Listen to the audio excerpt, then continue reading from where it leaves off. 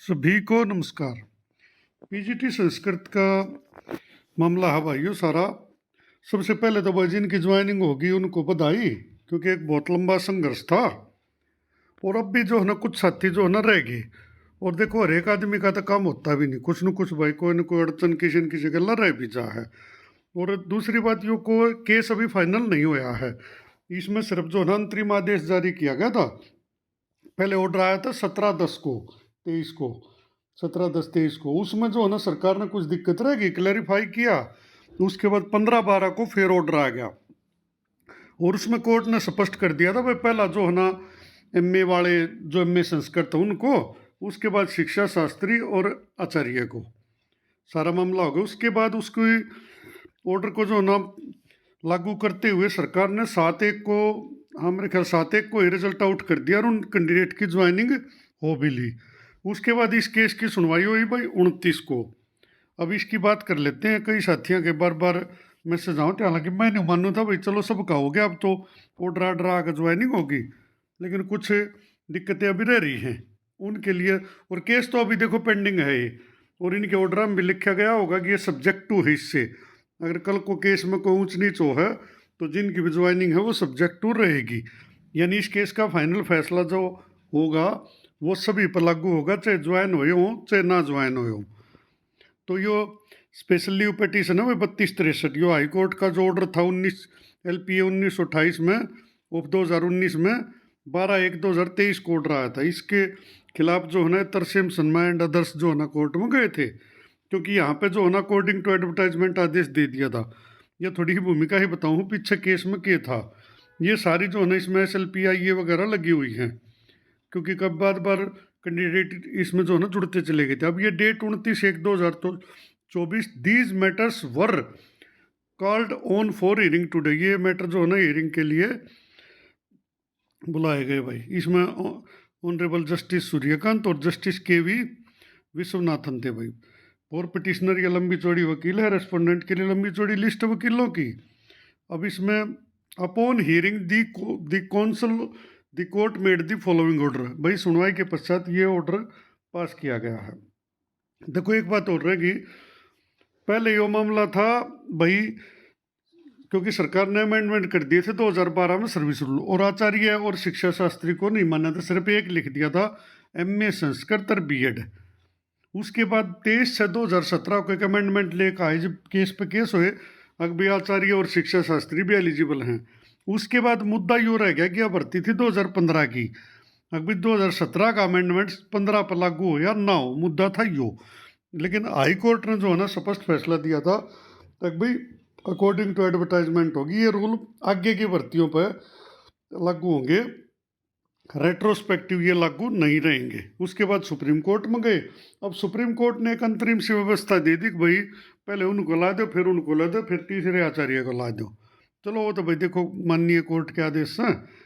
अब उसमें उस कोर्ट के आदेश को लागू कर दिया, रिजल्ट हो गया ज्वाइनिंग होगी। अब क्या बात हुई है, point number 1, learned senior counsel for the petitioner has handed over a convenience table which suggest that about 70 post might be lying vacant. अब इसमें क्या है, जो सीनियर काउंसिल है पिटिशनर के, उन्होंने एक कन्वेंस टेबल दिखाई है भाई कोर्ट को, और उसमें ये सुझाव दिया गया कि 70 पोस्ट जो है ना खाली रह जाएंगी, माइट बी लाइंग वैकेंट। क्यों रह जाएंगी, क्योंकि बहुत से कैंडिडेट जो है ना ज्वाइन नहीं करें, कुछ जो है ना उस पर नहीं गए, बहुत से लगभग 70 के आसपास कैंडिडेट जो है ना डॉक्यूमेंट स्क्रूटनी भी नहीं गए। अब जाहिर सी बात से जो डॉक्यूमेंट स्क्रूटनी भी नहीं जागा तो सिलेक्शन का तो उसका मतलब नहीं बनता। इसका मतलब ही इज़ नॉट इंटरेस्टेड, उसका कहीं और जॉब लग रही है और बढ़िया नौकरी लग रहा होगा, इसमें नहीं आना चाहता होगा। तो अब इनकी मांग यह है और कि भाई थोड़ा मेरिट को दोबारा रीशेड्यूल किया जाए, जो नीचे वाले हैं उनको लाओ, या जो भी बचते हैं उनको लाओ, या जो भी वेटिंग वगैरह का मैटर हो कहीं भी, मतलब किसी प्रकार का हो, पूरा मुझे भी ध्यान नहीं है कितनी पोस्ट थी, 626 थी वैसे तो पर, लेकिन रिजल्ट का नहीं पता, क्योंकि नॉर्मली जिसका मुद्दा हो उसी को ज़्यादा पता होता है भाई। तो इनका कहना भी 70 पोस्ट जो है ना खाली रह जानी है, ये पिटिशनर के वकील कह रहे हैं भाई। अब learn senior additional advocate general, यानी जो सरकारी वकील की बात सीधी अपनी भाषा में, वो क्या कहते हैं, appearing on behalf of the state of, जो स्टेट ऑफ हरियाणा की तरफ से जो वकील हैं वो क्या कहते हैं, shall have instruction as to why those posts be not offered to the candidate falling in the category of शिक्षा शास्त्री आचार्य and or other eligible candidate with different qualification। तो जो वकील पेश हुए थे उनको जो ना इंस्ट्रक्शन हैं कि क्यों ना ये पोस्ट जो कैंडिडेट रह गए और जो शिक्षा शास्त्री भी हो सकते हैं, आचार्य भी हो सकते हैं, और अदर एलिजिबल कोई और एलिजिबल कैंडिडेट हो वो भी हो, क्या ये मतलब कुल मिलाकर ये उनको ये पोस्ट क्यों नहीं ऑफर की जा सकती, यानी उनको इन पोस्ट पर ज्वाइनिंग क्यों नहीं दी जा सकती। अब इसमें देखो स्पष्ट ऑर्डर कुछ नहीं दिया है फिलहाल मेरे विचार से, तो लिस्ट ऑन 12/2, क्योंकि कोर्ट क्या करती है हमेशा कोई एफिडेविट वगैरह मांग लेती है, भाई इसको जो है ना क्लियर करके लेकर आओ कि ये क्यों नहीं दी जा सकती, या सरकार देना चाहती है नहीं देना चाहती, मतलब डिपार्टमेंट्स का, सरकार का, स्टेट्स का स्टैंड क्लियर करना चाहती है कोर्ट हमेशा, किसी भी उसमें ना उनको कोई जल्दी होती। तो भी इसकी 12/2/2024 की जो है ना तारीख लगी हुई है। अब इसमें मुद्दा क्या है, जो ज्वाइन हो गए उन पर कोई फर्क नहीं पड़ेगा, चाहे वो आचार्य हो, आचार्य तो मेरे ख्याल हो नहीं, हर हो भी गए हो भाई, बता दियो कमेंट में बता देना। शिक्षा शास्त्री कुछ हुए हैं ज्वाइन, 43-42 कुछ ऐसे थे, बाकी एमए संस्कृत वाले तो जो इस जोन में थे सिलेक्शन जोन में सबकी हो चुकी है। अब मुद्दा क्या है, एक साथी पूछ सकते मैं जवाब दे दूँ कुछ के, जी हमारे पे तो कोई फर्क नहीं पड़ेगा भाई, पहली मेरिट पे फिलहाल कोई फर्क नहीं पड़ेगा, ये तो सिर्फ उनके लिए कह रहे हैं जो सीट वैकेंट बचती हैं, यानी इनका आइडिया ये है इनके वकील का कि भाई 70 सीट खाली रहनी है, तो क्यों ना जो और इनसे जूनियर रह गए उनको ये ऑफर की जाए। तो फिलहाल इस केस से किसी को कोई फर्क नहीं पड़ेगा, अगली डेट पर हो सका है जो 70 पोस्ट है इन पर भी ज्वाइनिंग हो जाए। फिलहाल क्या है केस की मेरिट पर सुनवाई नहीं हो रही, मेरिट का मतलब क्या है, अगर इसका आर्या जीत करें भी शिक्षा शास्त्री आचार्य एलिजिबल है या नहीं है। फिलहाल कोर्ट सिर्फ ज्वाइनिंग पर सोच रहा है, हर वकील भी ज्वाइनिंग की सोच रहे हैं, दोनों ही पार्टियां के, क्योंकि पहला उन्होंने कहा था अंतरिम ज्वाइनिंग के ऑर्डर दे दो, 4 साल हो गए घूमते ना, 5 हो गए थे बल्कि। तो ये भी इस बात का तो फैसला भाई आगे होगा। फिलहाल आज के दिन हरियाणा सरकार ने मान लिया है, एजुकेशन डिपार्टमेंट ने मान लिया है, दो अथॉरिटी हैं भी आज के दिन आचार्य भी एलिजिबल हैं, आज के दिन शिक्षा शास्त्री भी एलिजिबल हैं। वो पहले नहीं मान्या, वो एक अलग विषय था, अब जो है ना सारी चीज़ें सुलझती आ गई, हर किसी का बुरा इसमें फिलहाल नहीं होगा। हाँ इसमें मेरे विचार से एक भाई ने कहा था पहले ऑर्डर पर तो कोई फर्क नहीं पड़ेगा, भाई वो ऑर्डर तो आज भी स्टैंड करता है, इसमें कोई नया ऑर्डर थोड़ी जारी कराया है, कति क्लियर लिख रहा है, इनमें तो सिर्फ यूँ कहा है अगर जो 70 पोस्ट यानी कि जितनी पोस्ट 70 की बजाय 68 भी हो, उसका 72 भी हो, उसका है उसका 80 भी हो, या उसका भाई 60 हो, मतलब जितनी पोस्ट खाली रह गई हैं इस भर्ती में क्यों ना वो और कैंडिडेट को ऑफर की जाए, चाहे वो शिक्षा शास्त्री हो, आचार्य हो, या कोई और एलिजिबल कैंडिडेट हो। वैसे तो देखो मेरी अपनी ओपिनियन बताऊँ, मेरे हिसाब तो थोड़ा कॉमन मेरिट लिस्ट जारी कर देते तो और बढ़िया था इसमें। अब पता नहीं किस सिस्टम तक रहा है, पोस्टा का चक्कर उलझ पलझ, बाकी उन ज़्यादा पता होगा भाई, हमने ज़्यादा नहीं पता है।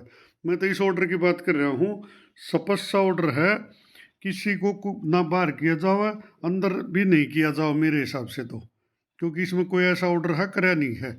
हाँ 12/2 को कोई ना कोई ऑर्डर हो सका है, अगर जिसमें जो ये 70 पोस्ट है इनके बारे में कोई इंस्ट्रक्शन आ जाए, या सरकार चाहो तो भाई आज भी करा सके है, क्योंकि कोर्ट ने तो परमिशन दे दी, कोर्ट ने ये थोड़ी कहा है भाई किसी को ना लगाओ या किसी को लगाओ, कोर्ट ने तो सिर्फ ये क्लियर कर दिया भाई जो एलिजिबिलिटी का रोड़ा था वो मेट दिया, उन्हें कह दिया भाई पहले इनको लाओ फिर उनको लाओ।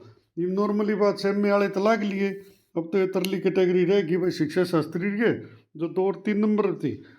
तो कुल मिला के मोटा मोटा हरोड़ा यो है, इस ऑर्डर का कोई ज़्यादा प्रभाव है नहीं, ये सिर्फ उन्होंने बता दिया भाई ये इंस्ट्रक्शन भी इनको दी भी जा सकती है, क्यों ना दी जानी चाहिए, और मैं भी कहूँ भाई दे भी देनी चाहिए, क्योंकि खाली पोस्ट रहेगा तो कोई फायदा नहीं। दूसरी भर्ती नॉर्मली होती नहीं, 24 में मान लो लकड़ भी गई तो वह कि तो 28-30 जाकर पूरी हुआ है, 5-4 साल इसमें लग गए हैं, या 15 वाली 24 में हुई है पूरी 9 साल, मेरे ख्याल अप्रैल 2015 में भर्ती निकली थी, अब आ गया था।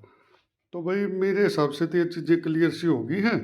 हाँ, आज के दिन आचार्य भी एलिजिबल है इस पोस्ट के लिए, शिक्षा शास्त्री भी है। और जहाँ तक मोटा मोटा हाँ केस का डिसीजन भी इसी तरह से आएगा कि जो ज्वाइन होंगे उनको कोई खतरा नहीं है। और जो 23 से 17 का नोटिफिकेशन है वो लागू अब होगा, रेट्रोस्पेक्टिव भी हो जाए क्योंकि पुरानी भर्ती है और इतने दिन ये कैंडिडेट पहले सफ़र कर लिए हैं, आगे इनको सफ़र नहीं किया जाएगा। तो बेसिक केस पेंडिंग है। लेकिन मेरी अपनी ओपिनियन है भाई, ना को बहस का विषय है। अपनी ओपिनियन यह है कि सब नौकरी अपनी पूरी करेंगे और करनी भी चाहिए भाई, या तो किसी को मिलना और मिलने के बाद जानी भी नहीं चाहिए। बाकी नहीं हो केस चल रहा है, कोर्ट भी अभी सिर्फ ज्वाइनिंग पे देख रही है और वकील भी ज्वाइनिंग देख रही है। तो अगली डेट पर हो सका है इन 70 का भी कोई ना कोई डिसीजन आ जा, मेरे विचार से तो। बाकी भाई सब समझदार हर जिसका केस है उनको ज़्यादा पता है। फिर भी किसी का कोई सुझाव हो, कोई बात कहनी हो भाई कमेंट सेक्शन में बता दियो, जिसका भी समय लगेगा मैं भी बता दूंगा भी यह बात है। और आप लोगों को ज़्यादा पता है तो अपनी बात को उनको लिखनी चाहिए, क्योंकि कई बार क्यों है यूट्यूब पर लाइक कर दो, शेयर कर दो, किसी न किसी ने जानकारी मिल जाए। चलो मुझे ना पता हो, अगला कोई लिख दे उस पर कमेंट पर, और उस कमेंट को फिर जितने भी वीडियो पाते हैं सारे पढ़ भी लेते हैं। तो अपनी बात पहुंचाने का एक अच्छा माध्यम सा भी है। और इस तो कोई फाक केस थोड़ी हारे जीते जहाँ, ये सिर्फ एक बात के समझाने का कहने का ढंग है भाई।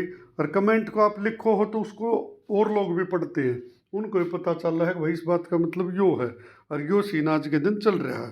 तो थोड़ा है इसमें तो कोई बुराई भी ना, कोई जायज़ बात कह रहा है और कुछ कह रहा है तो अपना कमेंट जरूर कराया करो, शेयर कराया करो चीज़ों को, अच्छी चीज़ों का तो करो, कम से कम पता चल रहा और लोग भी उससे जुड़ेंगे तो वे भी कुछ न कुछ अपने विचार रखेंगे। बाकी अब देखते हैं 12 फरवरी को इसका क्या रहता है। धन्यवाद भाई।